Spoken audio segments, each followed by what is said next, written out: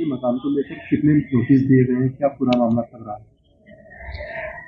पूरा मामला यह है कि विनियमित क्षेत्र में उनके द्वारा एक निर्माण कराया गया था और जो माना गया था कि इसमें पूर्व से इसमें मानचित्र स्वीकृत कराना आवश्यक है, जो नहीं कराया गया था, उसी क्रम में ये बात संस्थित किया गया था और उनको नोटिस भी निर्गत किए गए थे। 3 नोटिस उनको निर्गत किए गए हैं इस प्रकरण में।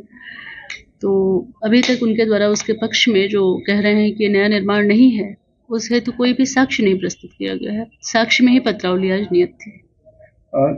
क्या अब तक इसमें अग्रिम कार्रवाई रहनी है कि कितनी बार इसमें रिमाइंडर दिया जा सकता है?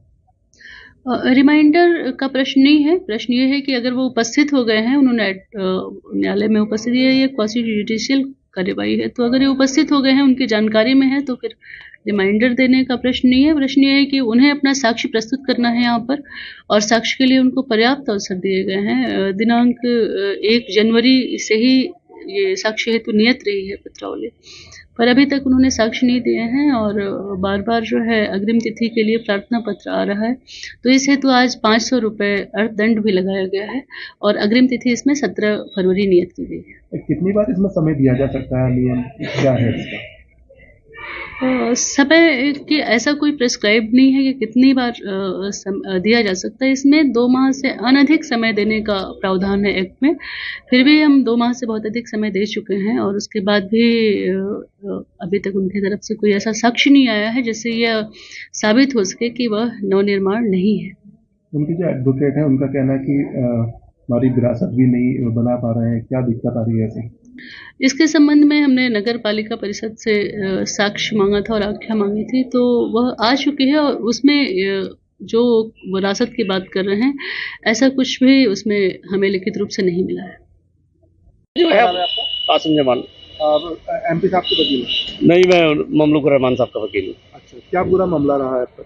कुछ नहीं, हमने एप्लीकेशन लगाई है ममलूक रहमान साहब की तरफ से कि हम इसमें क्या कहते हैं, जो मकान वाला मैटर चल रहा है कि हम वर्क साहब का मकान था, वर्क साहब के हम वारिस हैं, हमें इसमें इन्वॉल्व किया जाए, हम इसकी आपत्ति दाखिल करेंगे।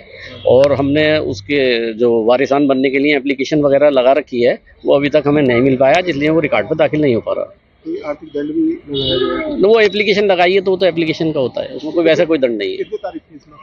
आज 5-7 तारीख लग गई। अब कौन सी तारीख के लिए? 17 तारीख लगा दी है।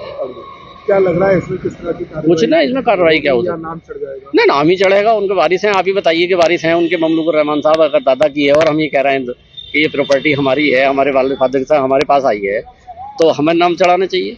तो आपने बिना गलत सूचना के आधार पर हमें एमपी साहब को नोटिस दे दिया, उसी को हम ये कह रहे हैं कि आपने गलत सूचना के आधार पर दीजिए। आप सूचना एकत्रित कीजिए कि वर्क साहब के बाद में उनका वारिस कौन बनेगा। नगर पालिका में भी हमने उनके क्या कहते हैं हाउस टैक्स में दाखिल खारिज के लिए एप्लीकेशन लगाई है, लेकिन नगर पालिका वालों ने अभी 15 दिन हो गए, कोई उस पर एक्शन नहीं लिया। वो ये कह रहे हैं कि ममलूक रहमान जो है, मेरा अंदाजा यह है कि उनसे ऐसा लगता है कि वो वर्क साहब का बेटा नहीं मानते ममलूक रहमान को। ठीक।